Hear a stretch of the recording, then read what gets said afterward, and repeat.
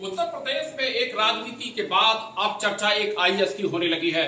IAS जो अधिकारी है वो रिंकू सिंह राय है, जो मूल रूप से हाथरस के रहने वाले हैं, लेकिन 50 वर्ष पहले उनके पिता किसी कारोबार से अलीगढ़ बसे और उन्होंने डोरीना पर अपना मकान बना लिया, जहां से उनकी शिक्षा ग्रहण की गई। बताया जा रहा है कि उनकी प्राइमरी शिक्षा गांव से हुई, लेकिन यहां पर आकर उन्होंने 6 से Guru Gobind Singh junior high school Naglatar से करने के बाद वो जो है इंटर की उन्होंने, और इंटर करने के बाद उनका जमशेदपुर में उन्होंने बीटेक किया। बीटेक करने के बाद वो जो है पीसीएस के लिए और आईएएस के लिए बैठते रहे, लेकिन उनका पीसीएस में हो गया और वो समाज कल्याण अधिकारी बने, जिनकी पोस्टिंग मुजफ्फरनगर में हुई। और मुजफ्फरनगर में उन्होंने अपने बचपन की ईमानदारी का जज्बा दिखाया, और वो जज्बा ऐसा रहा कि उन्हें अपनी जान भी जोखिम में डालनी पड़ी।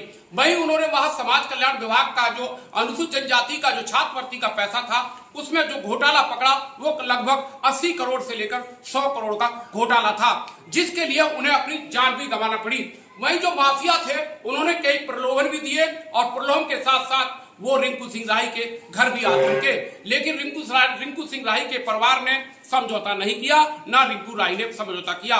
उसका खामियाजा उन्हें मुजफ्फरनगर में सुबह के टाइम बैडमिंटन खेलते हुए भुगतना पड़ा, जहां माफियाओं ने उनको गोली चला दी और वो 7 गोलियों को चीरते हुए एक अपनी आंख और कान और अपना हृदय भी दे बैठे।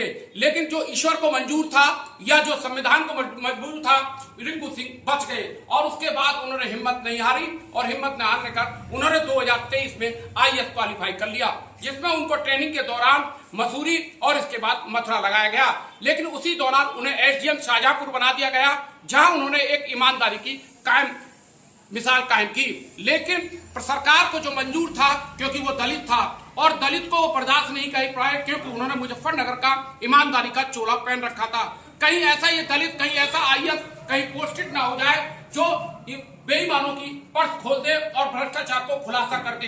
इसलिए सरकार के नुमाइंदों को भी डर लग रहा था कि इस आईएएस को क्यों ना हम सचिवालय में डाल दिया जाए। उसका कारण ये था, रिंकू सिंह राय में समाज और देश के प्रति समर्पित भावना थी। इसलिए रिंकू सिंह राय का कहना था कि मैं आईएएस बना हूं जनता की सेवा के लिए और समाज की सेवा के लिए, इसलिए मैं यहां नहीं रह सकता। इसलिए उन्होंने मन में ये पैदा हो गया कि उन्होंने अपना एक लेटर और जो है इस्तीफे के लिए महामहिम राष्ट्रपति के नाम एक भेज दिया गया है, जिस पर अब चर्चा चल रही है पूरे देश में। जहां रिंकू सिंह की बधाइयों का सिलसिला जारी था आईएएस बनने के बाद, वहीं उनके इस्तीफे को लेकर सरकार और समाज में एक माहौल बनता नजर आ रहा है, और लोग रिंकू सिंह पर फिर से ये कहने लगे कि उसने ईमानदारी की कायम की है।